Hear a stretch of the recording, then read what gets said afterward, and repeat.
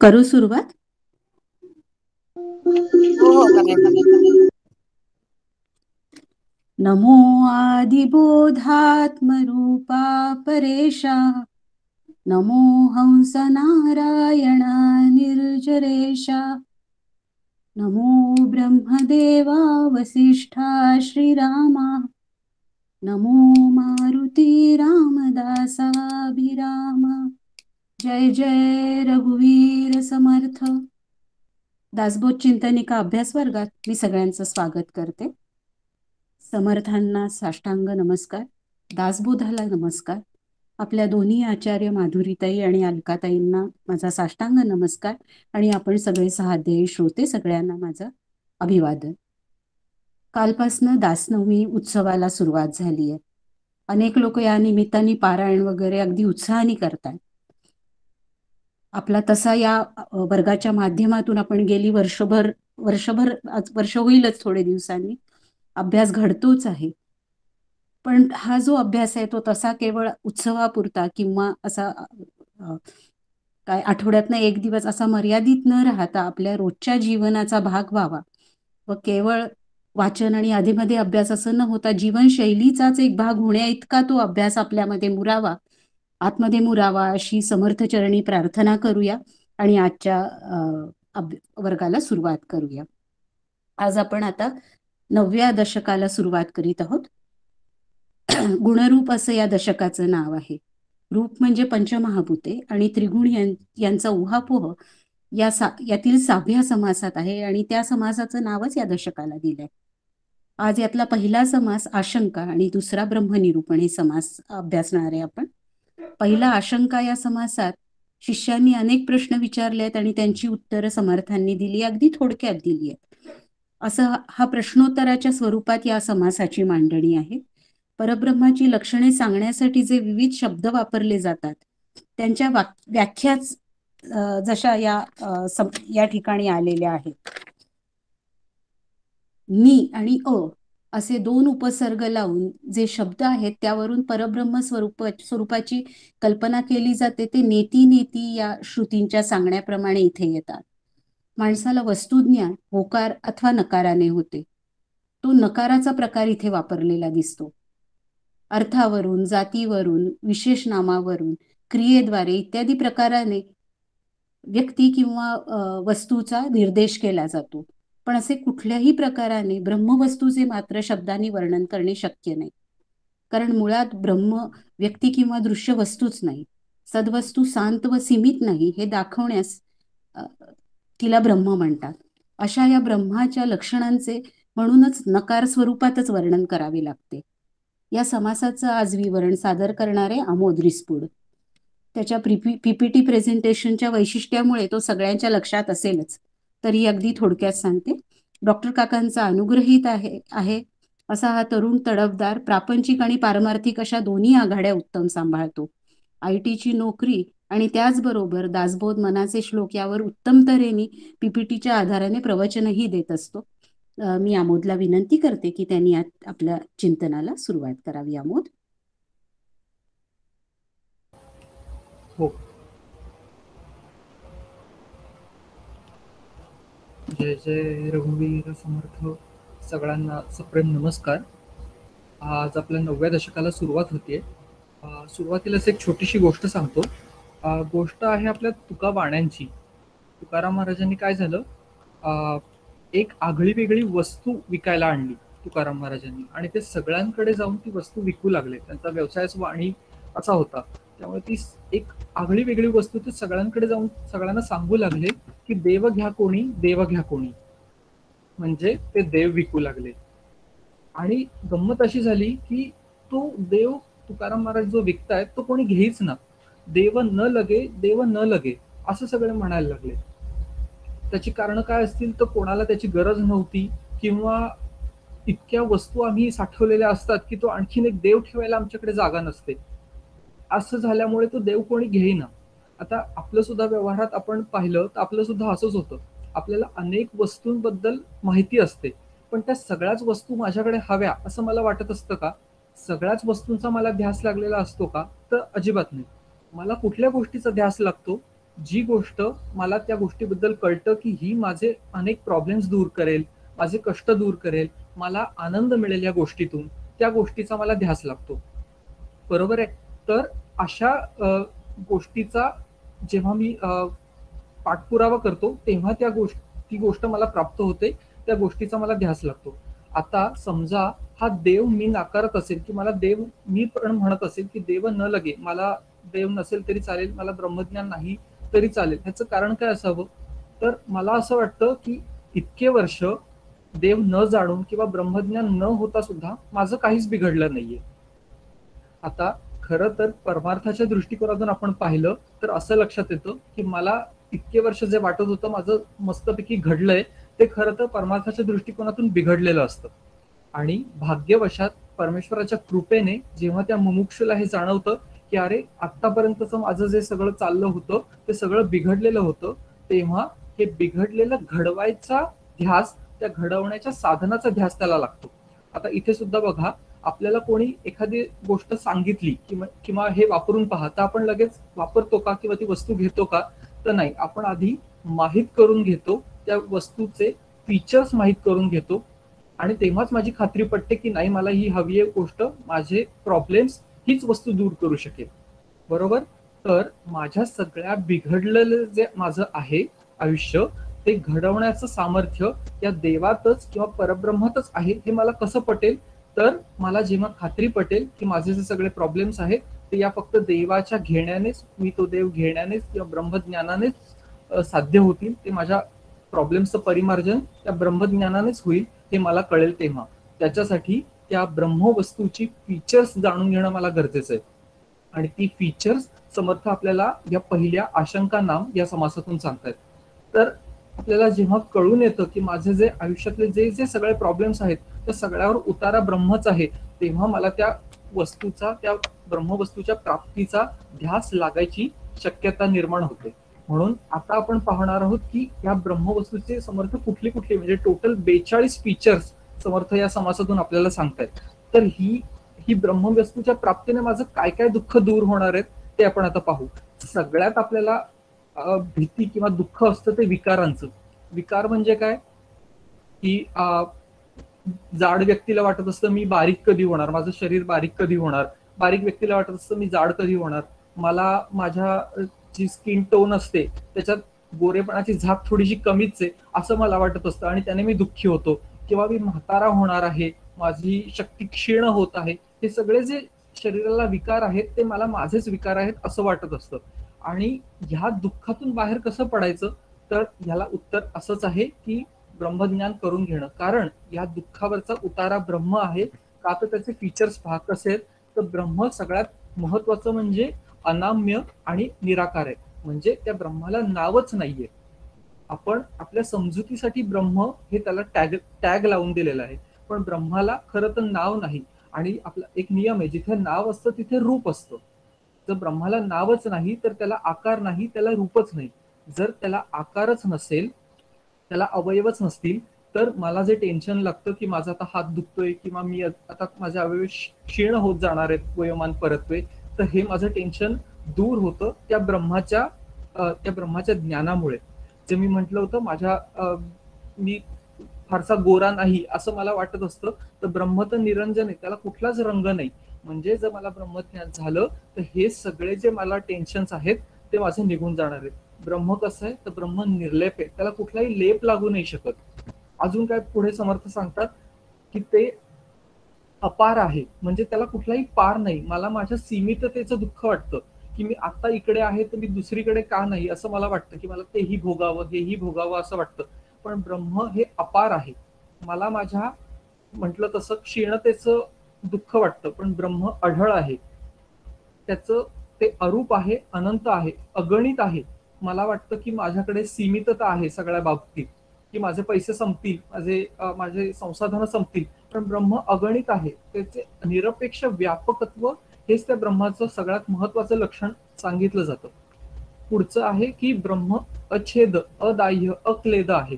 म्हणजे त्याला जो आपल्या गीतेतला श्लोक आहे, नैनम छिंदती शस्त्राणी नैनम दहती पावका, म्हणजे त्या ब्रह्माला ना पाण्यात भिजवता येत, ना त्याचा छेद करता येत, ना त्याला आगीने जाळतायत, मला भीती असते की नाही की मला कुठला तरी वार झाला, मला काहीतरी लागलं, मी पडलो झडलो तर काय होईल, मला म्हणजे आगीचा चटका बसेल. पण आपल्या सगळ्यांना गजानन महाराजांचं उदाहरण माहितीये की ते जळत्या पलंगावर अतिशय शांत चित्ताने बसले होते. का तर ब्रह्मा न जाळी अनळ हे त्यांच्या ते जगत होते, ते ब्रह्मरूप झालेले होते. त्यामुळे तो पलंग जळलेला असतानाही ते बिनधास्त होते. पण मी आगीला मात्र घाबरतो, मला बुडण्याची भीती वाटते. एखाद्या नदीच्या काठाने किंवा कुठूनही जात असेल तर मी पडणार नाही ना अशी मला भीती वाटते. ही सगळी भीती कधी निघून जाईल तर मी ब्रह्मरूप होईन, तेव्हा मला कळून येईल की मी अछेद आहे, मी अदाह्य आहे, मी अक्लेद आहे. पुढची मला भीती कुठची असते, कर्मफळाची भीती. आता या सगळी जी दुःख आहेत ती प्रापंचिकापेक्षा एका साधकाला कळून येतात की कर्मात कसा साधक गुंततो हे ते साधकाला जेव्हा तो साधना करू लागतो तेव्हा कळतं की अरे, समजा जर मी निष्काम भावनेने कर्म नाही केली तर ते कर्म कसं बंधक होतं ते त्या साधकाला जाणवत असतं. पण ती म्हणजे मी कर्म करेन मग ते निष्काम झालं पाहिजे, माझा त्याचा स्वार्थ नको, हे सतत जे साधनेचं आपल्याला बर्डन असतं ते चांगलंही आहे, पण ते आपल्याला कुठे ना कुठे असतं की मी असं कर्म केलं तर त्याची फळं ही भोगावीच लागणार. जोपर्यंत मी निष्काम कर्म नैष्कर्म्य कर्म माझं होत नाही तोपर्यंत कुठल्याही कर्माचं फळ भोगावंच लागणार. ते बंधन, ते कंपल्शन माझ्यावर आहे. पण ब्रह्म कसं आहे बघा, तर ब्रह्माला निर्मळ कर्माच्या फळाने जो मळ लागतो आपल्याला त्या कर्मफळाच्या मळापासून ते अलिप्त आहे, ते निकर्म आहे. म्हणजे आपल्या 20-10 शेवटच्या दशकात एक सुंदर समर्थाने उपमा दिली की आकाशाचा डोह भरला कदापि नाही उचंबळला. आपण बघा, कर्म होणं म्हणजे काय, माऊलींनी व्याख्या केली कर्माची की विग्रह, म्हणजे एका ठिकाणावरून दुसरीकडे काहीतरी चेंज म्हणजे कर्म. आपण पाण्याची बाटली अगदी काठोकाठ भरली आणि त्याला झाकण लावलं आणि ती बाटली हलवली तर ते पाणी हलायला जागाच नसते. तसं म्हणजे ते पाणी हलत नाही, पाण्याकडून कर्म घडत नाही. तसं ब्रह्म हे काठोकाठ भरलेलं असल्या कारणाने त्याला विग्रह किंवा ब्रह्म सोडून दुसरी काही जागाच नाही, त्यामुळे ते निकर्म आहे. त्यामुळे कर्मच घडत नाही ब्रह्मरूप झाल्यानंतर, तर कर्माच्या फळाचं टेन्शन, ते चांगलं असो वाईट असो, ते भोगण्याचं त्याचं बंधन राहत नाही. ते अकर्तव्य आहे. आपल्याला कर्तव्य असतात, आपल्याला अहंकार असतो की येस मीही केलंच पाहिजे. तर असा कुठलाही भाव ब्रह्मात नसतो, कारण ब्रह्म अमन आहे, ब्रह्मात बुद्धी किंवा अंतःकरण नाही.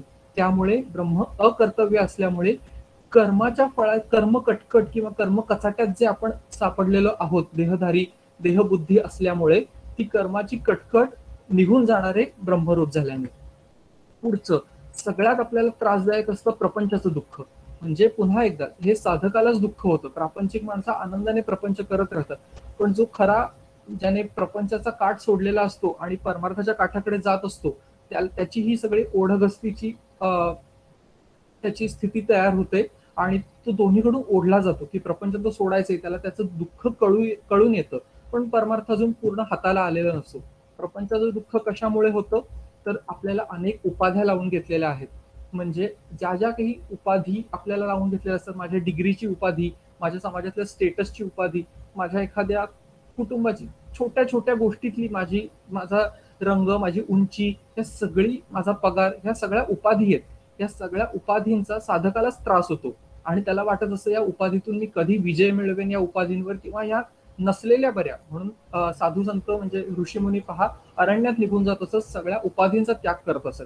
पण आपल्याला ते शक्य नाही. पण ते एकच शक्य आहे, जर मी ब्रह्मरूप झालो तर मला या उपाधींची पण टेन्शन घ्यायची गरज नाही, कारण ब्रह्म हे निरुपाधी आहे, ब्रह्म निसंग आहे. आपल्याला संघभ्रांती माहितीये की मला कुटुंबाचा संघ घडलेला आहे, मला माझ्या आवडीनिवडींचा संघ घडलेला आहे, अनेक गोष्टींचा मला संघ घडलाय आणि त्या संघामुळे मला अनेक तऱ्हेची दुःख भोगावी लागतात. संघ म्हणजे थोडक्यात काय, मी आणि माझं, म्हणजे मला जे गोष्ट मी माझ्या स्वतःबाबत म्हणतो त्याला काही त्रास झाला, उदाहरणार्थ माझ्या पोटात दुखायला लागलं तर मला दुःख होतं, माझ्या घरच्यांच्या पोटात दुखायला लागलं तरी मला दुःख होतं, कारण मी आणि माझं मध्ये ती आसक्ती गुंतलेली असते. पण मी आणि माझा प्रकार हा ब्रह्मात नाहीच आहे. त्यामुळे ब्रह्म निसंग असल्यामुळे संघामुळे, प्रपंचाच्या संघामुळे जे दुःख होतं ते दुःख पण तिकडे नाहीये. ब्रह्म पुढे समर्थ सांगतात निशब्द आहे, तर शब्द हा सुद्धा काम आहे. म्हणजे कोणी मला सांगितलं की तुझं आज चांगलं बोललास तर मला आनंद होतो, आणि कोणी म्हटलं की आज तर चांगलं नाही झालं तर मला लगेच दुःख होतं. झालं, हे सुख दुःखाचे हेलकावे येतात का, तर एका शब्दामुळे ते हेलकावे होतात, कारण त्या शब्दात माझी आसक्ती गुंतलेली असते. पण ब्रह्म हे निशब्द आहे, इकडे शब्द हा आकाशाचा गुण आहे, आकाश पंचमहाभूतात येतं, ब्रह्मात भूतांचा काही संबंधच नाही. त्यामुळे ब्रह्म निशब्द आहे. त्यामुळे शब्द कामामुळे जे हेलकावे माझ्या चित्तात उठतात ते ब्रह्माच्या ठिकाणी व्हायचा काहीच संबंध नाही. पुढचं सगळ्यात मोठी मला भीती असते मृत्यूची. कुणालाही म्हणजे म्हणा की मृत्यूची भीती ही असतेच. म्हणजे आपण ऐकतो की अनेक म्हातारी माणसं किंवा जे जर्जर असतात ते म्हणतात की देवा मला नेलच तर बरं होईल. आता देवाने त्यांचं खरंच ऐकून यमराजाला पाठवलं आणि कल्पना करा त्याच वेळी धन्वंतरी आला आणि धन्वंतरी म्हणाला की तू सांग तुला मी वाचवू का नेऊ. तर ती व्यक्ती निश्चित म्हणेल नाही नाही मला वाचव. तो उद्वेगातून असतं की देवा मला उचल. पण प्रत्येकाला ही मृत्यूची भीती ही असतेच. पण ती भीती सुद्धा ब्रह्मज्ञानाने निघून जाणार आहे. कारण ब्रह्म हे निरंतर आहे, ब्रह्म हे अजन्म आहे. म्हणजे त्याचा जन्मच झालेला नाही. आपल्याला जे माहितीये जे जे जन्माला येतं त्याला मृत्यू आहे, पण ब्रह्म जन्मालाच आलेलं नाही. ते कायम आहे आहे आणि आहेच. त्यामुळे जन्मालाच जे आलं नाही, जे अक्षय्य आहे, ज्याचा क्षय होणार नाही, तर ते ब्रह्मरूप झाल्यानंतर हा फक्त देह सोडायला लागणार आहे. कारण देह जन्माला आलाय, पण मी मरणार नाही. माझा देह मरेल, पण मी मरेन म्हणजे माझा देह मेल्याबरोबर मी मरेन अशी जी मला चिंता असते ती मी ब्रह्मरूप झाल्यानंतर माझी ती चिंता निघून जाईल. कारण मला कळून येईल की अरे माझा जन्मच झाला नाहीये, माझं म्हणजे माझं खरं स्वरूप मला कळून येईल. पुढचं आहे आपल्याला खूपदा एखादी कुठलीही वस्तू आपण सेल्समनला काय म्हणतो, तुम्ही खरोखर सांगा हे नक्की असं होणार आहे ना तुम्ही सांगतोय तसं. तशी या ब्रह्मवस्तूबाबत निश्चयात्मक फीचर्स सुद्धा समर्थ सांगतात की खरोखर हे निराभास आहे, की आम्ही जे सांगतोय त्याच्यात काहीतरी भास आहे का किंवा ब्रह्मात काही भेसळ आहे का. तर नाही, ब्रह्म स्वच्छ आहे, निष्कळंक, कुठलाही कलंक म्हणून नाही. जे आतापर्यंत आपण फीचर्स बघितली ती जशीच्या तशी क्रिस्टल क्लिअर आहेत. असं ते ब्रह्म आहे, ते निश्चळ आहे. म्हणजे आता जी फीचर सांगितली थोडा वेळ आहेत आणि त्याच्यानंतर ती बदलतील असं बिलकुल नाही. हे जे फीचर्स सांगितली ती कायम तशीच आहेत आणि तशीच राहणार आहेत. तर असं हे निश्चयात्मक ही ब्रह्मवस्तू आहे. त्याच्यानंतर साधकाला पुढची गोष्ट त्रास देते म्हणजे त्रिगुणांचं बंधन. आपण त्रिगुणांचे समास पाहिले होते, त्याच्यात रज आणि तम तर आहेच, पण आपल्याला पारमार्थिक माणसाला हेही कळतं की सत्वगुणाचं पण बंधन होतं, कारण सत्वगुण सुद्धा डोक्यावर बसतो. त्यामुळे खरा साधक रजो आणि तमोच्या जोडीला सत्वगुणातून पण बाहेर पडायचा प्रयत्न करत असतो. आणि त्याच्यात म्हणजे ह्या एक एक गोष्टी जी आपण पाहिल्या की प्रपंचाचं बंधन, त्रिगुणांचं बंधन, एक एक बंधन सुटायला आपल्याला खूप काळ जावा लागतो आणि त्याने खूप प्रयत्न करावे लागतात, खूप थकावट सुद्धा येते साधकाला. पण एकदा तो पोचला, ही ब्रह्मवस्तूपाशी पोचला, तर या त्रिगुणांचा त्याला टेन्शन घ्यायचं गरज नाही. कारण हे ब्रह्मात त्रिगुण नाहीच आहेत. त्रिगुण मायेच्या कक्षेत आहेत आणि ब्रह्माच्या ठिकाणी माया नाही. ब्रह्म ही निर्गुण आहे. त्यामुळे गुणांमुळे जे मला दुःख होतं ते त्या दुःखाचा परिहार ब्रह्मज्ञानाने होणार आहे. गुणांमुळे जे दोष चिकटतात ते दोष सुद्धा ब्रह्मरूप झाल्यावर नाही, त्रिगुणांच्या कटकटीपासून मुक्ती ब्रह्मज्ञान झाल्याने होणार आहे. पुढे आहे चांचल्याचं दुःख. आपण सगळे आपल्या परीने साधना करत असू, जेव्हा आपण चित्त एकाग्र करायला घेतो तेव्हा आपल्या सगळ्यांना काय अनुभव येतो की दुनियाभरचे विचार माझ्या डोक्यात येतात, चित्त स्थिर होत नाही. हा एक साधकाला एक ताप होऊन बसलेला असतो म्हटलं तर, की माझं चित्त काही केलं एकाग्रच होत नाही. तर हा चंचलपणा सुद्धा या म्हणजे जो चंचलपणामुळे मला त्रास होतो की व्यवहारात सुद्धा चंचलपणा आणि ध्यानकाळी सुद्धा चंचलपणा, तर या चंचलपणावर सुद्धा उतारा हा ब्रह्म रूप होणं हाच आहे. म्हणजे निर्विकल्प ब्रह्म, विकल्प नाही येत ब्रह्मात. मला कसं विकल्प येतात, आता करूया का नंतर करूया, आणि ह्याचा मला या चांचल्याचा त्रास होतो. तर ब्रह्मात विकल्पच नाहीयेत, ब्रह्मात कुठलीही वृत्ती उठत नाही. कारण मग अशी म्हटलं तसं ब्रह्माला अंतःकरणच नाही तर वृत्ती उठतील कुठे. त्यामुळे आपलं जे वृत्तींनी मन दाही दिशांना धावत असतं आणि ते साधकाला आवरता आवरता नाकी नऊ येतात. तर हा सगळ्या प्रकाराला पूर्णविराम ब्रह्मरूप झाल्यानंतरच मिळणार आहे. त्याच्यानंतर सगळ्यात महत्वाची आपल्याला गोष्ट असते, आम्हाला कुठल्याही तऱ्हेची बंधनं नको असतात. आम्हाला स्वतंत्र राहायला आवडतं. स्वतंत्रतेत सुख आहे. आपल्याला स्वातंत्र्याचं नवं आपल्या सगळ्यांना कोणाला सांगायची गरज नाही. स्वातंत्र्य प्रत्येकाला किती प्रिय आहे ते आपल्याला माहितीये. पण आपण खरं स्वातंत्र्य आहोत का? आपण स्वतंत्र देशात राहतो, पण आपल्याला आपण अभ्यास करताना लक्षात येतं मला किती बंधन आहेत. काही बंधनं आता आपण पाहिली की प्रपंचाचं बंधन आहे, त्रिगुणाचं बंधन आहे, अंतःकरणाचं बंधन आहे, देहाचं बंधन आहे. या सगळ्या बंधनातून मुक्तता, म्हणजे आपण खरंच विचार करा, एखाद्या जेलमधून बाहेर आलेला माणूस किती फ्री फील करत असेल, तसं या बंधनातून बाहेर पडल्यावर किती छान फ्री आपल्याला वाटेल. आणि ते बाहेर पडण्याचं एकमेव ठिकाण किंवा ते स्वातंत्र्य शक्य कधी होईल, तर मी ब्रह्म झाल्यानेच. कारण ब्रह्म हे निरपेक्ष आहे, म्हणजे त्याला कोणाची अपेक्षा नाही. काहीतरी आहे म्हणून ते एक्झिस्ट करतं असं नाहीये. ते कशावरही अवलंबून नाही, त्याला कोणाची उपमा देता येत नाही, त्याला कुठलाही आधार नाही. त्यामुळे असं ते स्वतंत्र तत्व आहे, त्याला कोणाचंच बंधन नाही, असं हे ब्रह्म आहे. आता आपल्याला लक्षात घेऊ, ही सगळी दुःख आपल्याला रिलेट करता येतील. या सगळ्या दुःखांचं एकत्रित सोडा तर एकेका दुःखाचं परिमार्जन सुद्धा ब्रह्माच्या शिवाय आपल्याला या प्रपंचात, या मायेच्या कक्षेत कुठेच मिळणार नाही. या सगळ्या दुःखांवर आपल्या उतारा एकच आहे, तो म्हणजे ब्रह्म होणे हाच आहे. आता हे सांगायचा समर्थांचा मुद्दा एवढाच आहे की आजवर ब्रह्म माहिती होतं, पण मला ब्रह्मरूप व्हायचंच आहे अशा लावून जोपर्यंत माझ्या मनात ती ठिणगी पेटत नाही, तोपर्यंत त्याला काही अर्थ नाही. त्यामुळे मला हा ध्यास लागावा की नाही, जसं मला एखादी वस्तू हवी असते की मला मित्राकडे आहे म्हणून मला आयपॅड हवाच आहे, तसं मी जन्माला आलेलो आहे मनुष्याच्या म्हणून मला ब्रह्म हवंच आहे. तो तुकाराम महाराज विकतायत, तो देव मला हवाच आहे असा लावून जोपर्यंत मी करत नाही, तोपर्यंत माझ्या जन्माचं सार्थक झालं असं म्हणता येणार नाही. आणि हे मोटिवेशन येण्यासाठी समर्थांनी ही 42 फीचर्स सांगितली जी इतरत्र कुठेही पॉसिबल नाहीयेत. आणि माझ्या आयुष्यातल्या एकूण एक दुःखांवरचा उतारा ही ब्रह्मवस्तू घेतल्याने होणार आहे. त्यामुळे समर्थ आपल्याला, तुकाराम महाराज, आपले सगळे संत एकमुखाने सांगतात की हा देव आपलासा करून घ्या, हे ब्रह्मज्ञान करून घ्या. त्यामुळे संतांनी रेकमेंड केलेलं हायली रेकमेंडेड प्रॉडक्ट आहे. आणि ह्याची किंमत सुद्धा आपल्याला, हा देव घ्यायचा असेल तर आपलं पासबुक किंवा पाकिट बघायला जायची गरज नाही. तर ह्याची किंमत फार सोपी आहे. म्हटलं तर कठीण आहे, म्हटलं तर सोपी आहे. काय हवंय हा देव घेण्यासाठी? साधन चतुष्टय संपन्न व्हायला हवं. आम्हाला वैराग्य, विवेक, शमदम या सगळ्याचा अभ्यास आम्ही करायला हवा. हे एवढंच त्या देवाचं बुकिंग करण्यासाठी, की ही बेसिक डाऊन पेमेंट जे आपण म्हणतो या वस्तूचं, ते हेच आहे की आम्ही साधन चतुष्टय संपन्न झालं पाहिजे. आणि हा देव मला मिळण्यासाठी किंबहुना आता अगदी आपल्या शास्त्रीय भाषेत मीच ब्रह्मरूप होण्यासाठी मला किंमत पुढची अदा करावी लागते, ती म्हणजे माझा संपूर्ण जीवभाव द्यायला लागतो. काही बँक अकाउंटला वगैरे आपल्या हात लावायची गरज नाहीये. सगळा जीवभाव मी दिला की ती वस्तू, तो देव माझाच होऊन जाणार आहे. आणि आपल्याला पहिला आपण विचारतो की या वस्तूची गॅरंटी किती व्यवहारात.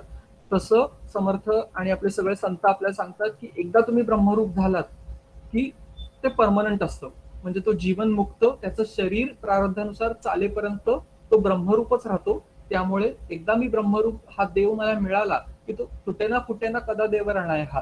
त्यामुळे ह्याची वॉरंटी, गॅरंटी लाईफ टाईम आहे. त्यामुळे आपल्याला हा देव घेतलाच पाहिजे. फक्त मनुष्यालाच ही अहर्ता आहे.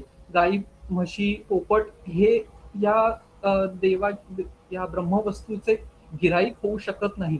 आपणच फक्त होऊ शकतो. आणि ते सुद्धा आपलं हे आयुष्य आहे तोपर्यंतच. त्यामुळे ही ऑफर सुद्धा खूप लिमिटेड काळासाठी आहे. आणि आपले सगळे संत ही ब्रह्मवस्तू, हा देव आपल्याला द्यायला बसलेच आहेत. फक्त ही जी किंमत आहे ती चुकती करायची आणि तो देव आपल्याला घ्यायचा आहे. याच्यासाठी समर्थ आपल्या सगळ्यांना आवश्यक ती किंमत आमच्या खिशात भरून देऊ, मी त्यांच्यासाठी प्रार्थना करून थांबतो. जय जय रघुवीर समर्थ. अमोद, वा, मस्त झालं, अगदी मजा आली. तुकोबरायांच्या गोष्टीने इंटरेस्टिंग झालं खूपच तुझं निरूपण. तुकोबारायांच्या गोष्टींनी सुरुवात करून शेवटही पुन्हा तिथेच आणून केला. छान मार्मिक वाटली ती गोष्ट. 42 लक्षणं जी आहेत त्यांचं जे वर्गीकरण केलं, ग्रुपिंग केलंस तू, ते खूप छान केलं. आणि सगळ्या एक एक भीती आणि आपल्याला कशातनं बाहेर पडायचं आहे, त्या विकारांची भीती, कर्मफळांची भीती, प्रपंचाचे दुःख वगैरे, हे सगळं इतकं नीट छान मांडणी झाली ती. त्यामुळे ते सुटसुटीत वाटले. एवढी 42 लक्षणं देखील अतिशय सहज आणि सोपी समजावून सांगितली गेली. आणि या सगळ्यातून त्रासासाठी मुक्ती एकाच ब्रह्ममयतेने होणार आहे. परमात्मा स्वरूपाशी एकरूप होणं हा एक यातून सुटण्याचा मार्ग आहे. तुझी व्यावहारिक भाषेतली ब्रह्माची ऑफर तर फारच इंटरेस्टिंग वाटली.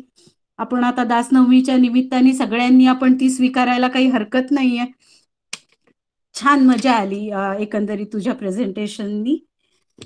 यानंतरचा दुसरा जो समास आहे आपला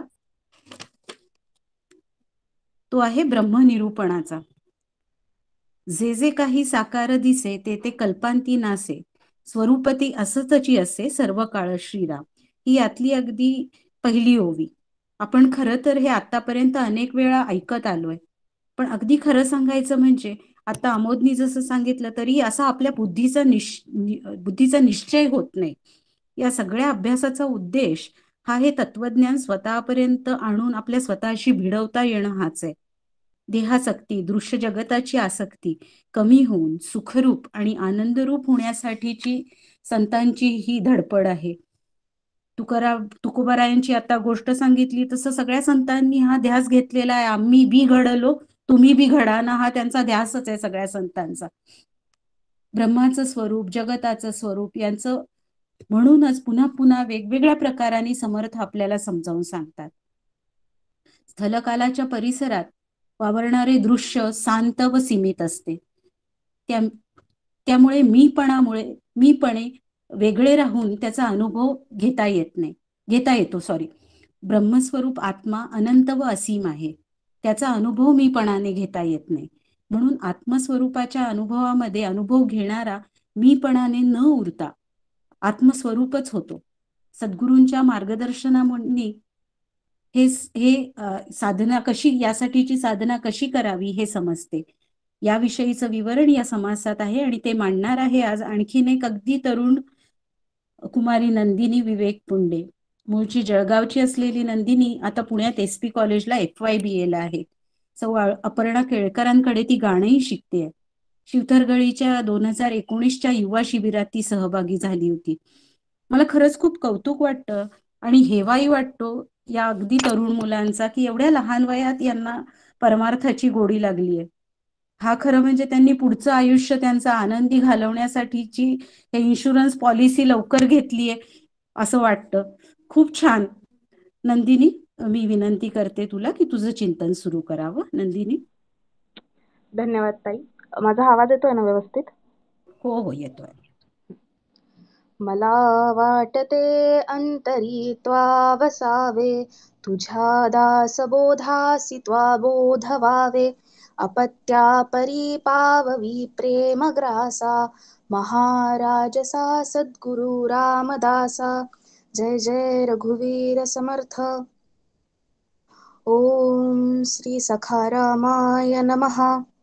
समर्थांना वंदन करते, माझ्या सद्गुरूंना वंदन करते, उपस्थित दोन्ही आचार्य त्यांना वंदन करते आणि माझं निरूपण ऐकणारे तुम्ही सगळे श्रोते तुम्हालाही वंदन करते.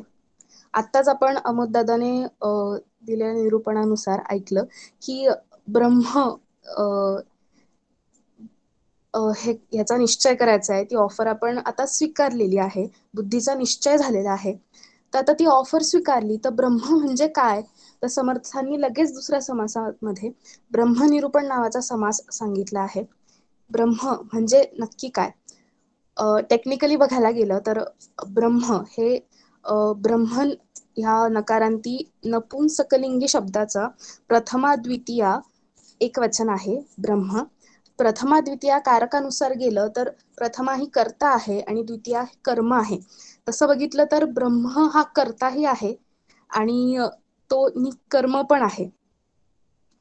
समर्थांनी सांगितलं आहे की जे साकार दिसते त्याच्याकडे, जे आकारयुक्त दिसते त्याचा कल्पांती नाश होतो, पण जे स्वरूप आहे ते सदा सर्वकाळ जसेच्या तसेच असते.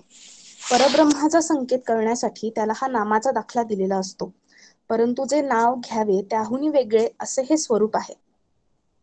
आता आपण जी ब्रह्माची स्तुती ऐकली, जी फीचर्स अमोददादाने दाखवली, तर ते ऐकून आपल्याला त्याचं दर्शन घ्यावं असं, त्याच्याबद्दल आसक्ती किंवा ते आपल्याला हवं हे वाटणारच. तर असे देवाचे वर्णन ऐकून डोळ्यांना तो पाहण्याची इच्छा होते, पण पहावयास जावे तर सर्व दृश्यच दिसते. दृश्य हा दृष्टीचा विषय आहे. अशी लीला पाहून त्याचे स्मरण होते. पण नक्षत्रांची शोभा किंवा सूर्य, चंद्र, नद्या, पर्वत, हा निसर्ग हे काही देवाचे दर्शन नाही. तो समोर आला की की आपल्याला संतोष होतो, परंतु ते पहावयाचे आहे ते हे नव्हे. हे जे निसर्ग, नक्षत्रांची शोभा आपण जे बघतो ते देवदर्शन नाही. जे दृष्टीला दिसते ते नाश पावते, याविषयी श्रुतीचा आधार आहे. म्हणून दृष्टीला दिसते ते परमात्म रूप नव्हे.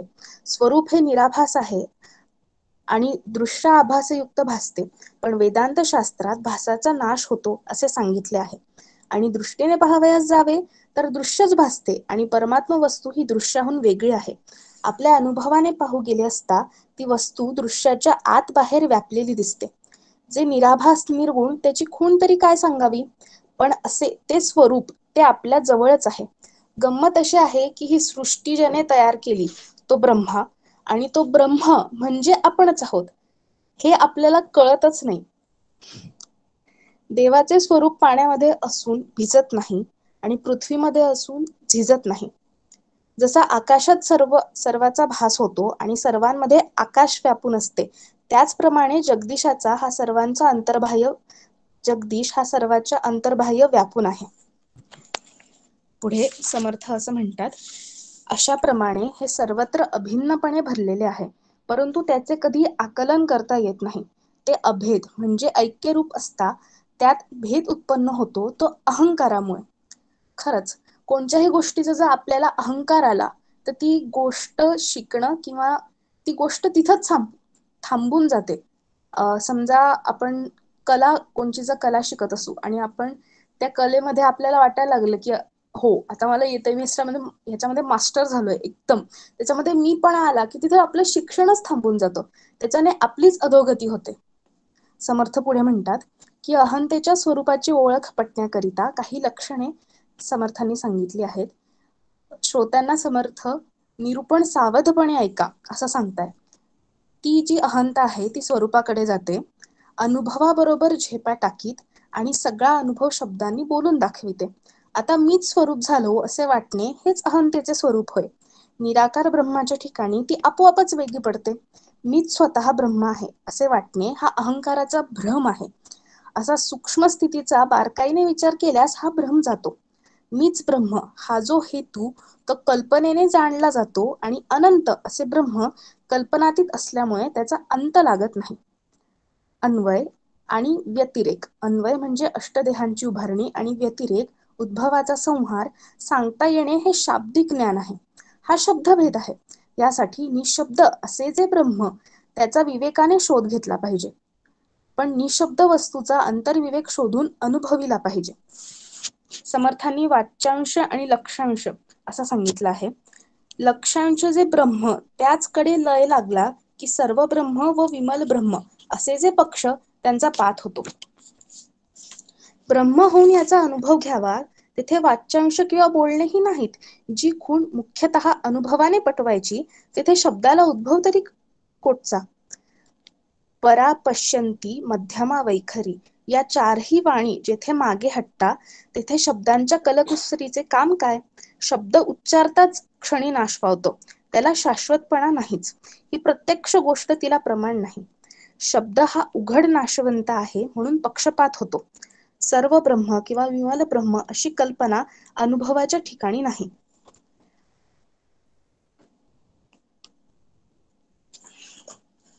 आपणास आपण पाहणे हे जेव्हा प्रत्यक्ष घडते तेव्हा बोलण्यासारखे काही राहत नाही. म्हणजे जीव आत्मा स्वरूपात विरून राहिलेला असतो. अशा अवस्थेत जे मौन होते, जे मौन धरले जात नाही, तेच जीवनमुक्ताला शोभून दिसते. त्या ठिकाणी शब्द मुके होतात. वेद न इति न इति म्हणतात. हे आपल्याला प्रत्यक्ष अनुभवास येते. अनुभव प्रचिती आल्यावर अनुमान करणे हा उघड दुराग्रह आहे. तर मग मी अज्ञान, मला काहीच कळत नाही, मी खोटा, माझे बोलणे चालणे खोटे, मी व माझे सगळेच खोटे व काल्पनिक आहे. समर्थ या समासाची समाप्ती करताना म्हणतात की जेथे सर्वाचाच विशेष लय होतो तेथे विशेष कोठून आले. मी म्हणजे मौनव्रत धारण करणारा मुका आहे असे कोणी म्हटले तर ज्याप्रमाणे त्याचे मौनव्रत भंग पावते, तसेच मला परब्रह्माचा अनुभव आला असे कोणी म्हटले की त्याला अनुभव आला नाही, तो अहंतेने घेरला असे समजावे. आता विवेकाच्या सामर्थ्याने मौनाचा भंग होऊ नये, सर्व काही करून अहम कर्तृत्व व फलाशाही नसल्यामुळे काहीच न केल्यासारखे व्हावे व ब्रह्मस्थितीत असून अहम भावाने काहीच नसावे. तसंच म्हणजेच मी करता असे अजिबात मानू नये, असूनही काहीच नसावे असे समर्थ सांगतात. मी आचार्यांसमोर माझ्या अल्पबुद्धीला जे समजलं ते मांडण्याचा प्रयत्न केला आहे. निश्चितच मी त्यात कमी पडली असणार. समर्थांच्या आणि सद्गुरूंच्या आशीर्वादाने जे काही मला कळालं ते मी तुमच्या समोर मांडू शकले. धन्यवाद. नंदिनी, छान झालं तुझं चिंतन. सुरुवातच तू त्या ब्रह्म या शब्दाची व्याकरणातली फोड करून सांगितलं आणि त्यातच तो करताही नाही आणि कर्मही नाही हे त्यातच स्पष्ट झालं सुरुवातीच्या त्या व्याख्येतच. तू म्हणालीस तसं खरा गोंधळ हाच आहे आपला की ब्रह्म आणि मी खरं तर एकच आहे आणि हे आपल्याला कळतच नाही. एकंदरीतच संपूर्ण समाज तू छान पूर्ण व्यवस्थित कव्हर केला, खुलासाही छान केला त्यातला. आणि शेवटचं अनुमान जे आहे की अहंकार येऊ न देता आपल्याला ही साधना करता येऊ शकते विवेकाच्या आधाराने. आणि अर्थातच या सगळ्याला सद्गुरूंची मार्गदर्शन आणि सद्गुरूंशिवाय हे काही शक्य नाही. हे एकंदरीत तुझं छान झालं चिंतन. या दोन्ही समासांवर आता आपल्या दोन्ही आचार्य मार्गदर्शन करतील आपल्याला. माधुरीताई आधी. माधुरीताई. माधुरीताई. हा, एक मिनिट. हा, जय जय रघुवीर समर्थ. मला वाटते अंतरी वसावे, तुझ्या दासबोधासी बोध व्हावे. अपत्या परी पावी प्रेम ग्रासा, महाराज या सद्गुरु रामदासा. जय जय रघुवीर समर्थ. आशंका निरूपण आणि ब्रह्मनिरूपण हे दोन्ही समास एकमेकांना अत्यंत मिळते जुळते असलेले असे हे समास आहेत. आणि खरोखर हे दोन्ही समास आमोद विजगुड आणि नंदिनी या दोघांनी सुद्धा अतिशय पूर्ण न्याय ज्याला समासाला देणं म्हणतात तसा पूर्ण न्याय या समासांना दिलेला आहे. खरोखर मला खूप निश्चय याचा करण्याची खूप आवश्यकता आहे की का म्हणून मी ब्रह्माचा अनुभव मला घ्यायचा आहे मी त्या ठिकाणी. तर या सगळ्यातनं माझी सुटका जी काही आहे ती माझी सुटका कशा पद्धतीने होईल हा विचार अमोदनी खूपच सुंदर पद्धतीने सांगितला. आणि तो सांगताना आपण व्यवहारामध्ये त्याचा कसा उपयोग करून घ्यायचा याविषयीचं मार्गदर्शन सुद्धा अतिशय सुंदर पद्धतीने केलं. हे सगळे निष्प्रपंच म्हणजे काय, निष्कळंक म्हणजे काय, निरुपाधी म्हणजे काय, या सगळ्या उपाधी मला कशा हळूहळू मी म्हणजे त्या उपाधींचा मला कसा त्रास होणार नाही याच्यासाठी मला निरुपाधी असलेलं ब्रह्म कसं झालं पाहिजे या अतिशय सुंदर पद्धतीने की हे सगळं मला कसं मी लावून घ्यायचं आणि ते जर का मला लावून घेता आलं तर खऱ्या अर्थाने मी जिंकलेली असेल. मला लावून घेता नाही आलं तर मी केवळ शब्द पांडित्य जे काही आहे ते शब्द पांडित्य हे माझं फक्त शिल्लक राहील. आणि म्हणून हा समाज ब्रह्म म्हणजे काय तर हा समर्थांनी किती वेळा आपल्याला या दासबोधात आतापर्यंत बऱ्याचदा हा विषय येऊन गेलेला आहे. पण हा विषय येऊन गेलेला असला तरी सुद्धा केवळ ब्रह्म असं आहे असं म्हणण्यापेक्षा ते ब्रह्म मी आहे आणि मग मी आहे तर मग मला याच्यातनं कशा पद्धतीने बाहेर पडायचं आहे हा जो काही विचार आहे हा विचार पण थोडासा वास्तविक पाहता दोघांनीही अतिशय उत्तम सांगितलेलं असल्यामुळे तसं फारसं सांगण्याची गरज राहिलेली नाही. किंबहुना पण एक चिंतन थोडंसं प्रगट करायचं या दृष्टिकोनातून मी थोडंसं बोलणार आहे. जसं आता इथे म्हटलंय की अनामी म्हणजे काय म्हणजे नामची नाही. मग मी स्वतःला तपासायचं की मी माझं नाम जिकडे तिकडे व्हावं, पेपरमध्ये यावं, अनेकांच्या तोंडी असावं असं मला वाटतंय का? आणि असं जर मला वाटत असेल तर मला खूप प्रगती करण्याची आवश्यकता आहे. म्हणजे स्वतःला जेव्हा अशा पद्धतीने लावून घेण्याचा प्रसंग येतो, मग तिथे तिथे की बुवा धडपड करते का मी, माझं नाव पेपरमध्ये येण्यासाठी, माझी प्रवचनं आहेत, माझं अमक आहे, माझं तमक आहे, माझा फोटो यावा का? तर वास्तविक पाहता मी जर का खऱ्या अर्थाने ब्रह्म आहे, तर मग ब्रह्म आहे तर मला मी अरूप आहे, मग अरूप असल्यामुळे मला रूपाचं त्या ठिकाणी मग माझा फोटो छापून यावा असं जर का मला सातत्याने वाटत असेल तर माझं नुसतंच शब्द पांडित्य आहे असं आपल्याला लक्षात येऊ शकतं. किंवा माझे वाढदिवस साजरे करावे, आणि इथे तर त्यांनी म्हटलेलं आहे की ब्रह्म कसा आहे तर ते अजन्म आहे, म्हणजे त्याला जन्मच नाही. आणि मग मी जर का खंत करत असेल मनातल्या मनात माझ्या वाढदिवसाच्या दिवशी की माझ्या वाढदिवसाच्या दिवशी अमक्याचा फोन नाही आला, तमक्याचा फोन नाही आला, तर त्या ठिकाणी खऱ्या अर्थाने जे नेमकं साधायला पाहिजे ते माझ्या हाताने साधल्या जात नाहीये हे माझं मला लक्षात आलं पाहिजे. किंवा मी त्या ठिकाणी की माझं निधिध्यासन जे आहे ते निधिध्यासन होत नाही आहे, की ज्या या सगळ्या याच्यातून आपण आपल्याला ते कशा पद्धतीने लावून घ्यावं. किंवा आता जसं आमोद म्हणाला की निशब्द आहे ब्रह्म, आणि मी जर का स्तुतीच्या मागे लागलेली असेल किंवा मी जर का माझी निंदा कोणी केली तर मला राग येत असेल, तर त्या ठिकाणी म्हणजे मी ब्रह्म आहे हे मी पूर्णपणे काय झालेली आहे तर विसरून गेलेली आहे, किंबहुना माझ्या स्मरणात सुद्धा ते राहिलेलं नाही. असे या सगळ्या गोष्टी ज्या काही आहेत, आणि मी कुठल्या संघात जर का अडकलेले असेल, वेगवेगळे संघ जे असतात त्या वेगवेगळ्या संघामध्ये मी जर का अडकलेली असेल, तर मग ब्रह्म जे निसंग आहे म्हटलं आहे आणि ते ब्रह्म मी आहे, हा जो काही आपल्याला काय करायचं आहे, अभ्यास करायचा आहे, सातत्याने त्याचं अनुसंधान आपल्याला ठेवायचं आहे.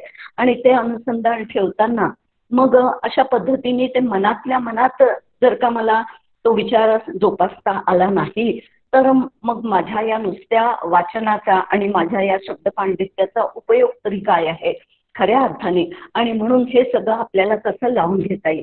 आता इथे सुद्धा छान सांगितलंय की अच्छेद्य म्हणजे काय, अदाह्य म्हणजे काय वगैरे. आता याचा जर का आपण थोडासा विचार करायचा प्रयत्न केला की वास्तविक पाहता ते काय आहे, तर ते काय होत नाही, अछेद्य आहे म्हणजे त्याला छेद जाऊ शकत नाही, अदाह्य आहे, अक्लेद्य आहे वगैरे.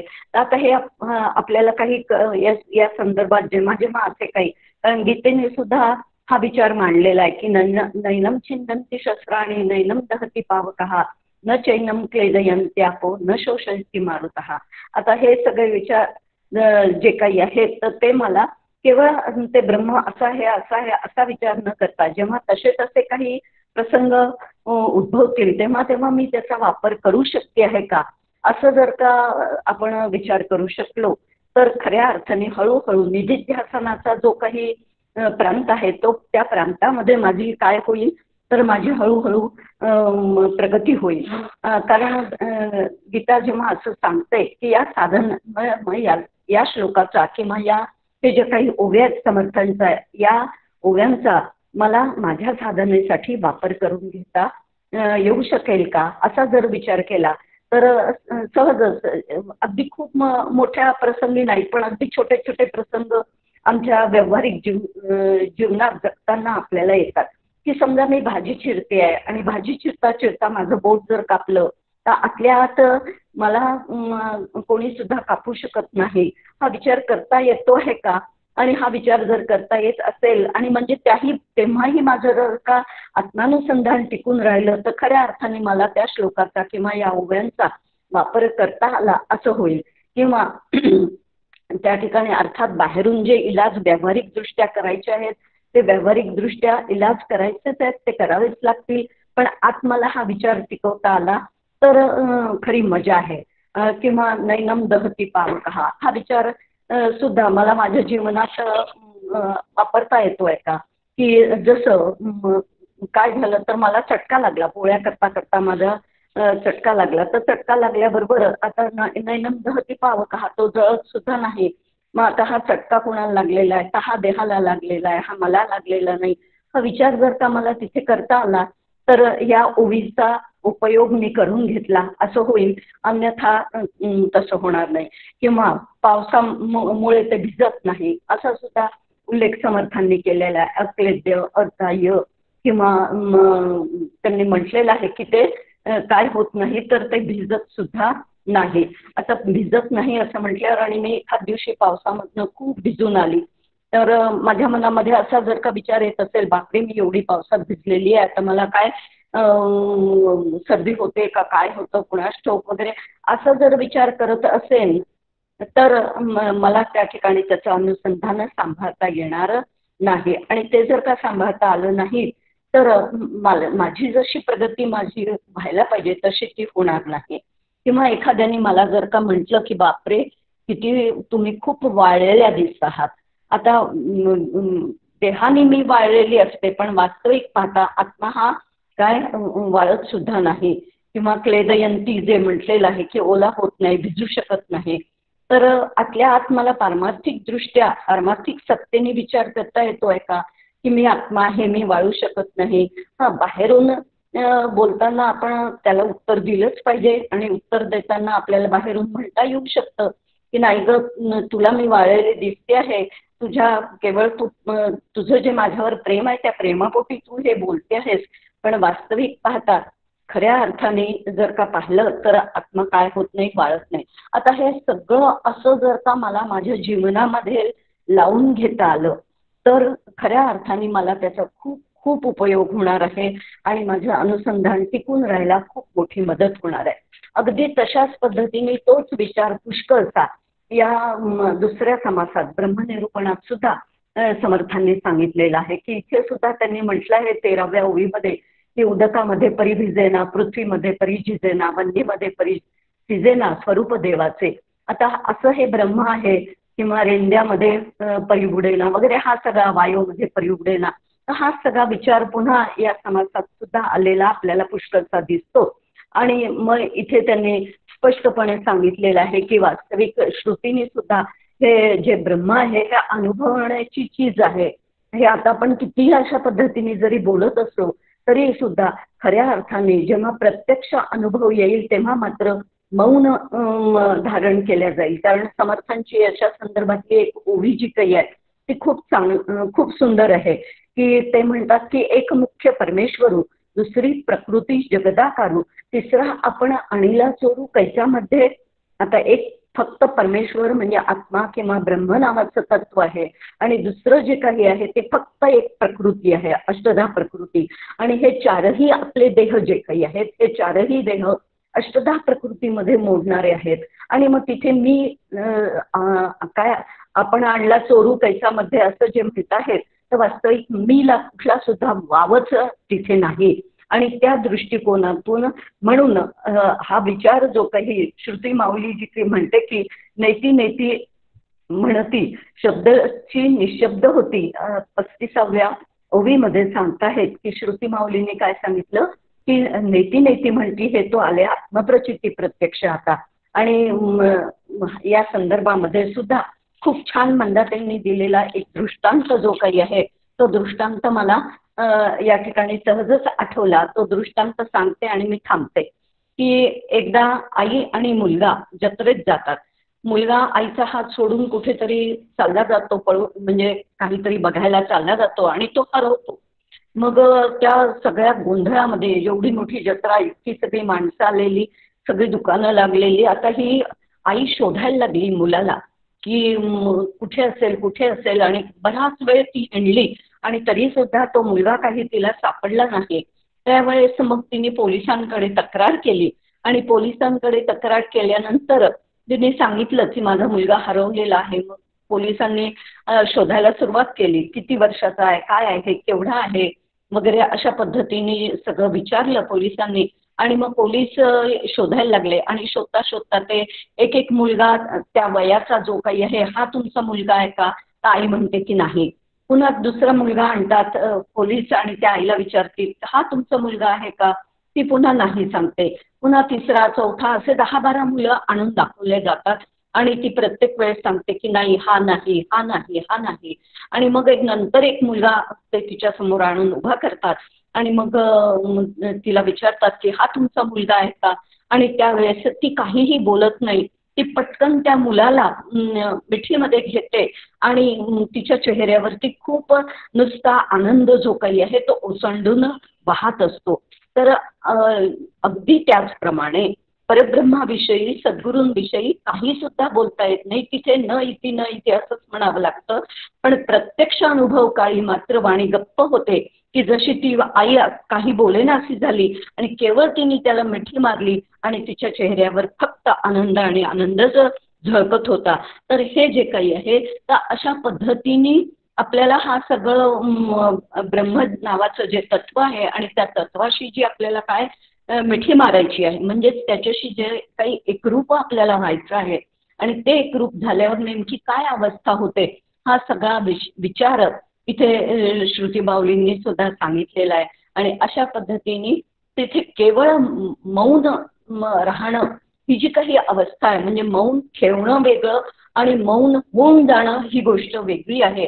आणि ही जी काही या दोन मधला हा जो काही फरक आहे तो फरक आपल्या लक्षात येऊन आपण तशा पद्धतीने साधना हळूहळू करत गेलो तर निश्चितपणे समर्थांनी किंवा सद्गुरूंच्या कृपेने त्या अवस्थेपर्यंत जाऊन पोहोचण्याचं सामर्थ्य आमच्यामध्ये येईल आणि त्यांच्याच कृपेने आपण तिथपर्यंत जाऊन पोहोचू शकू. आणि हे अशा पद्धतीने हे दोन्ही समाज जे आहेत हे एकमेकांशी खूप मिळते जुळते अशा प्रकारचे हे समाज आहेत. आणि या दासनवमी उत्सवामध्ये इतका सुंदर विचार आपल्याला चिंतन करायला मिळतोय, हे आपलं भाग्य आहे असं आपण म्हणावं लागेल. एवढं बोलून मी वाणीला विराम देते, इथेच थांबते. झालेलं चिंतन समर्थ चरणी अर्पण करते आणि वाणीला विराम देते. जय जय रघुवीर समर्थ. ताई धन्यवाद. खूपच छान, म्हणजे खूपच छान सांगितलं तुम्ही समजावून. गणितात आपण ताळा करून बघतो आपलं उत्तर चुकतंय का बरोबर आहे ते चेक करण्यासाठी. अगदी त्याच पद्धतीने तुम्ही सांगितलं की ती सगळी लक्षणं स्वतःला लावून बघायला पाहिजे, म्हणजे आपण नेमकं कुठे आहे हे आपल्यालाच लक्षात येईल आणि मग मला नेमकं काय करायला हवं, कसं मला बदलायला हवं हेही कळू शकेल. म्हणजे या सगळ्या याचा प्रॅक्टिकल ऍप्लिकेशन कसं करता येईल आणि आपल्या आध्यात्मिक प्रगतीच्या दृष्टीने त्याचा वापर कसा करता येईल हे खूप छान तुम्ही समजावून सांगितलं. आणि मंदाताईंनी तो सांगितलेला दृष्टांतही अतिशय सुंदर होता की नेती नेती श्रुती म्हणते ब्रह्माचं वर्णन करता येत नाही, त्याच्यासाठी आणि प्रत्यक्ष अनुभवाच्या वेळेचं मौनत्व सांगण्यासाठीचा तोही दृष्टांत अतिशय सुंदर होता. खूप छान झालं. मी आता अलकाताईंना विनंती करीन की त्यांनी आपलं मार्गदर्शन करावं. अलकाताई. जय जय रघुवीर समर्थ. समर्थांना आणि परमपूज्य डॉक्टर काकांना वंदन करते, माधुरीताईंना वंदन करते, सर्व श्रोत्यांना सप्रेम अभिवादन. आता काही खरं सांगण्याचं बाकी काही शिल्लकच नाही, कारण अमोदने इतकं छान प्रेझेंटेशन करून शिकवलेलं आहे किंवा आपल्याला समजावून सांगितलेला विषय. आणि नंदिनीने जो विषय दिला तिला भरपूर न्याय दिलेला आहे. दोघांनी आपले आपले विषय उत्तम मांडले आणि त्याचं प्रॅक्टिकल ॲप्लिकेशन माधुरीताईंनी सांगितले आणि त्या अनुभवातून आलेले आहे. त्यामुळे बोलायचा काही विषय तसा काहीच नाही राहिला. फक्त एक दोन मुद्दे फक्त काय असं मला वाटलं की ह्या दोनच्या पाठीमागे काय विचार असावा तेवढे आपण फक्त बघू. ह्या पहिला जो समास आपण बघितला आशंकामध्ये, ते जे वर्णन केले ब्रह्माचं, तर ॲक्च्युली असं म्हणतात की ज्ञान मिळवण्यासाठी काहीच करावं लागत नाही, अज्ञान घालवण्यासाठी काहीतरी करावं लागतं. ज्ञान नित्य सिद्धच आहे. ज्ञान जर नित्य सिद्ध आहे तर त्याच्या प्राप्तीसाठी आपल्याला काही करणं नाहीच आहे, फक्त अज्ञानाचं आवरण काढून टाकणं किंवा अज्ञान घालवणं.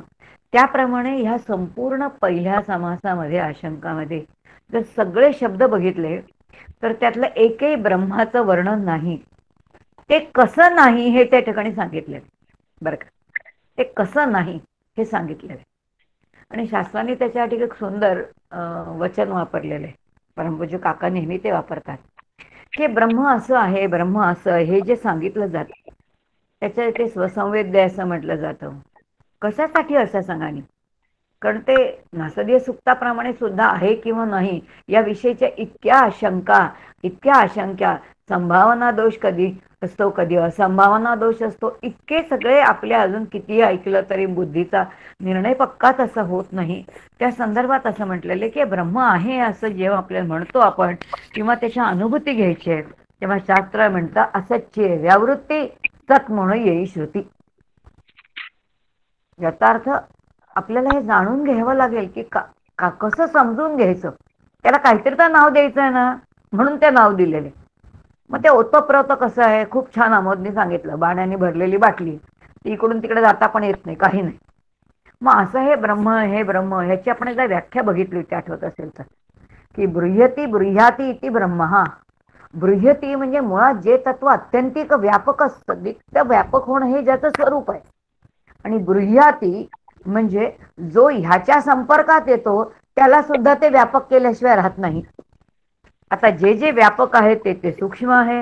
हा साधा सिद्धांत आहे आणि त्या सिद्धांतानुसार ब्रह्मचिंतनाने आपली वृत्ती सूक्ष्म होते, सर्व समावेशक होते, सर्वांना आपल्यामध्ये सामावून घेणारी होते. आणि अशी सामावून घेणं हे काय आहे ते अपेक्षित आहे. म्हणजे थोडक्यामध्ये आपण ज्या अद्वैत तत्वज्ञानाची आपल्याला अनुभूती घ्यायची, ते सगळे माझेच आहेत, मीच आहे ही अनुभूती घ्यायची आहे. त्यामुळे कोणी कोणाचा द्वेष करणारा नाही, कोणी कोणाला बोलणारा नाही, कोणी कोणाचा अपमान करणारा नाही. मग आता अशा प्रकारचा जर व्यवहार असेल तर तो व्यवहार करण्यासाठी मग हा सगळा विचार आपल्या समोर मांडलेला दिसतो. अजून एक छान विचार त्यांनी आमोदने मांडला, तो म्हणजे सत्यातून सुद्धा बाहेर, म्हणजे सत्व जे आपण म्हणतो सत्वगुणातून सुद्धा आपल्याला बाहेर पडायचंय. परमपूज्य काका नेहमी म्हणतात की सोन्याची बेडी आहे आणि सोन्याची बेडी सुद्धा आपल्याला तोडून बाहेरच जायची. म्हणून मग ह्या सगळ्यातून आपल्याला विचाराने कसं बाहेर पडायचं. मग हे बंधन जे आहे, मग हे बंधन कशा प्रकारचे स्वरूप आहे, कसं बंधन आहे, खूप छान आहे. जेव्हा आपण अक्षरशः म्हणजे व्यावहारिक सत्तेवरती या बंधनाचं स्वरूप, मग शरीर मी आहे, आत्मा मी आहे, सगळी बंधनं आहेतच.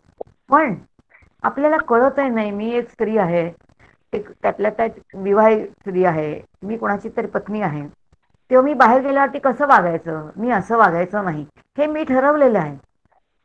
माझ्या पतीने बाहेर गेल्यानंतर समाजामध्ये कसं वागायचं ठरवलेलं आहे. तुम्ही आणि मी सुद्धा समाजात कसं वागायचं ठरवलेलं आहे. याचाच अर्थ हे बंधन कोणतं असेल तर तुम्ही आम्ही स्वीकारलेलं बंधन आहे. आणि प्रतिष्ठेच्या नावावरती आपणच आपल्या भोवती कोश विणतो आणि त्या कोशामध्ये तुम्ही आम्ही अडकलेलो आहोत हे आपल्याला कळतही नाही.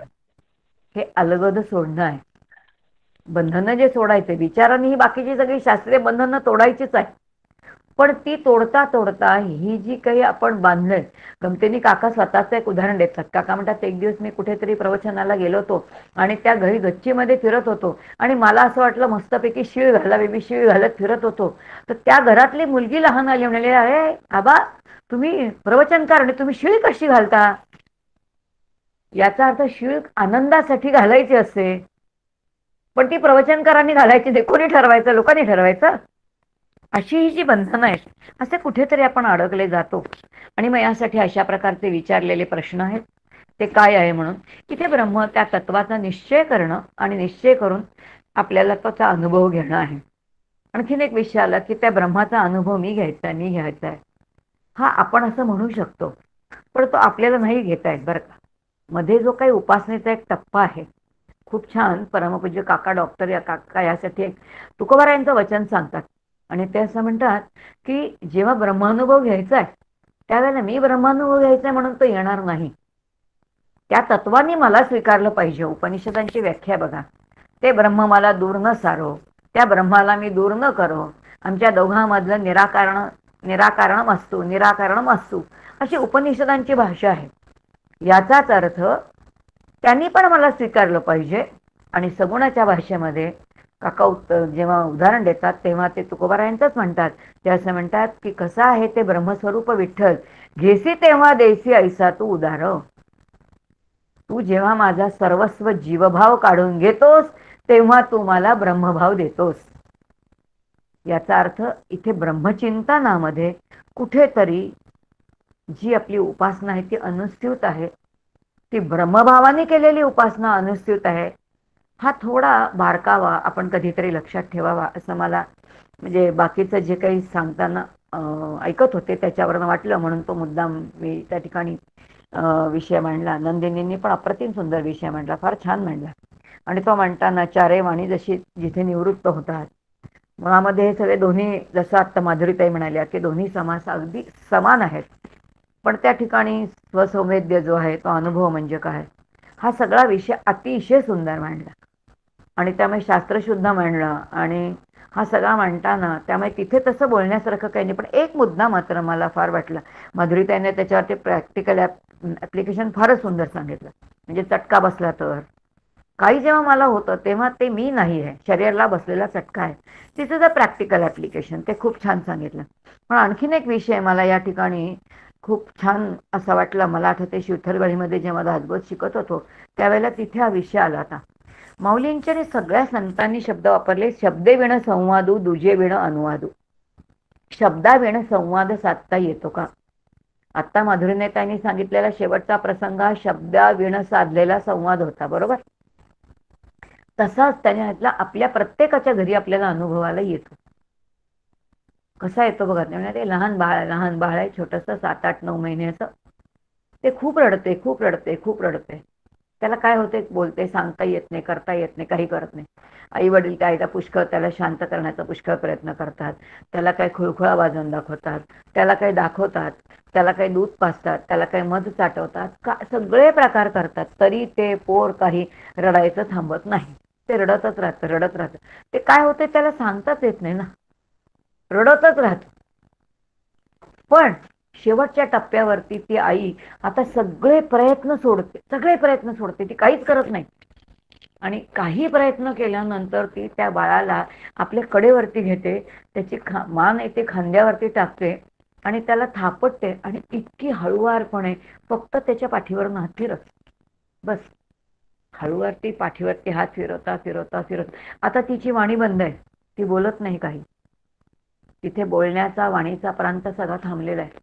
फक्त तिच्या त्या स्पर्शामधून त्या बाळाला कळतं की कुणीतरी मला इतका प्रचंड आधार देणारं आहे. आणि त्या आधाराने असणारं जे ज्ञान आहे ते त्या तान्ह्या 5-7 महिन्याच्या बाळाला सुद्धा कळतं. आणि तो मातेचा, तो वात्सल्याचा परिपूर्ण असणारा आधाराचा हात नुसता पाठीवरनं फिरला तरी सुद्धा ते बाळ शांत होतं. हे जे काही स्पर्शातून संक्रमित झालं, काय संक्रमित झालं की मातेचा परिपूर्ण असणारा तो आधार त्या बालकाला मिळाला. याला शास्त्र म्हणतं शब्दे विण संवादू.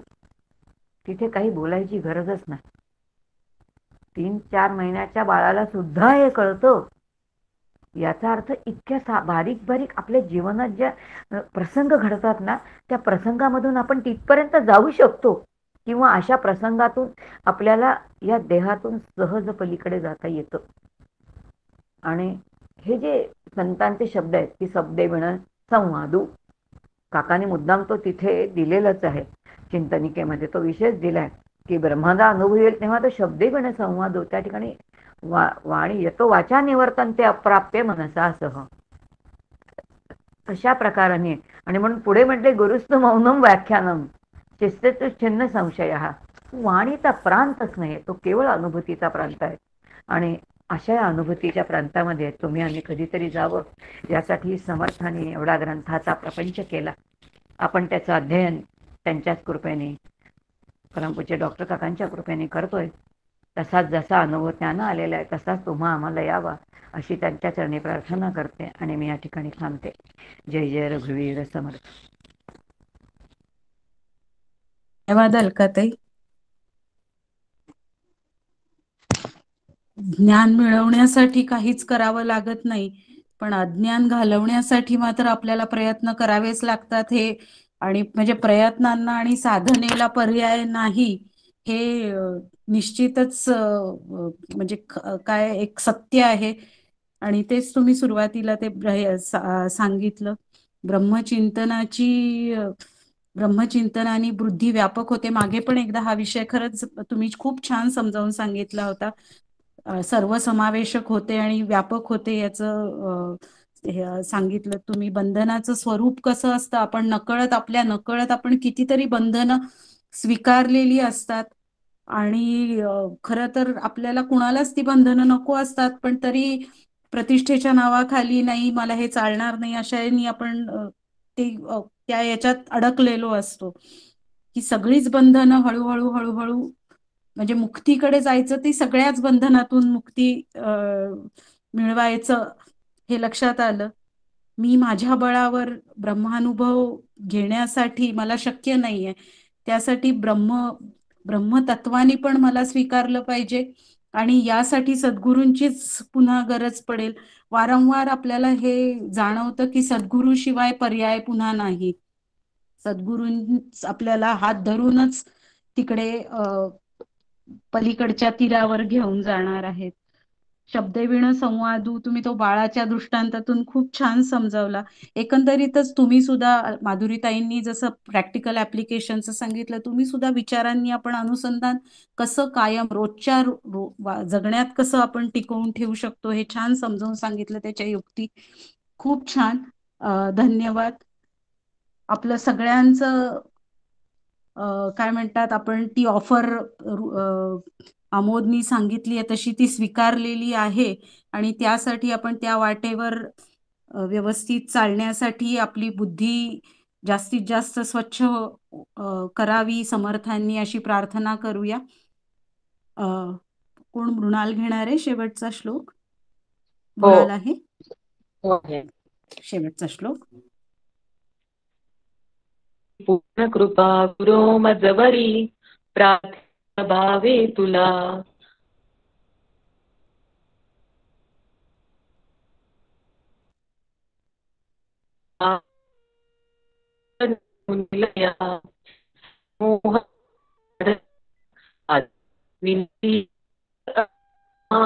तुझे भक्ती